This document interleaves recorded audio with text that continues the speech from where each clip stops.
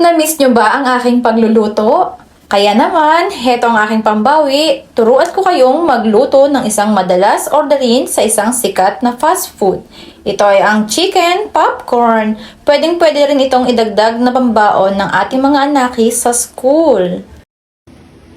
Ang ginamit ko ay chicken breast fillet na in-slice ko na siya into cubes, mga 1 inches yung kapal, ganyan siya. Ganyan lang yung kapal. Ang una na gagawin ay maglagay tayo ng 1/2 teaspoon ng asin.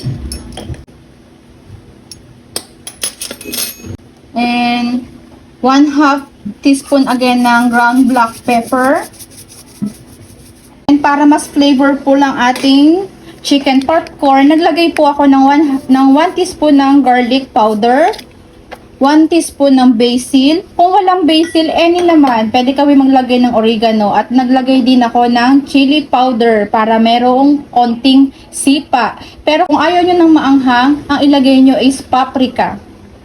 Kung walang chili powder, pwede rin po maglagay ng cayenne powder. And then, maglagay po tayo ng 1 teaspoon ng soy sauce para po may kulay ang ating chicken popcorn.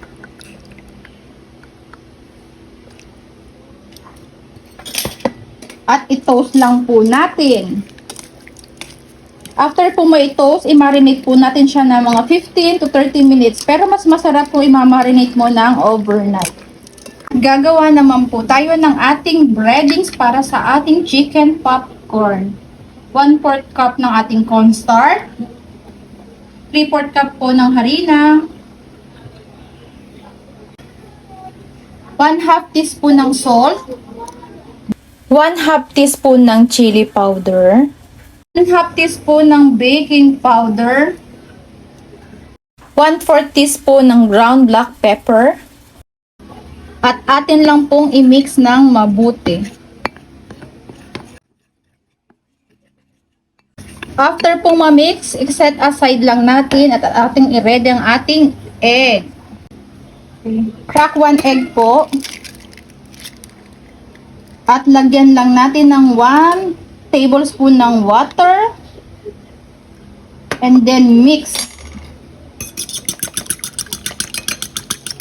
Ating gagawin ay i-coat po natin ang ating chicken sa ating egg. Well coated po kailangan. Then after po natin ilagay sa ating itlog, ilagay naman po natin sa ating flour mixture. Shake po natin para mawala yung extra na egg. Yan, lagay po natin siya dyan.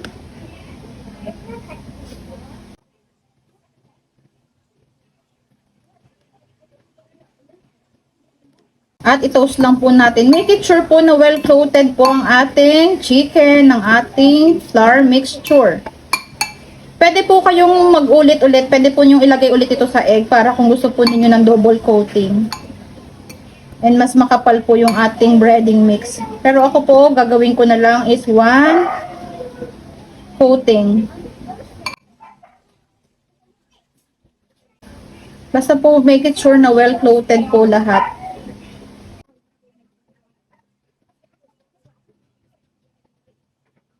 Na mainit talaga ang ating mantika bago po natin ilagay ang ating chicken. And wag po tayong halong-halo para hindi po mahubad ang ating breadings. Hayaan lang po natin siya at wag po natin ika-crowded ang ating niluluto para po balance din yung ating pagluluto. Mas maganda po ang deep fried kasi mas pantay po siya at makukuha mo po yung crispiness talaga. Mga 5 minutes, okay na po siya.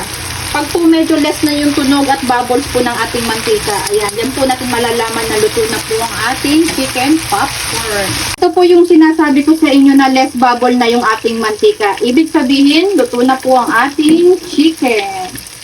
And remove na po natin sa ating oil.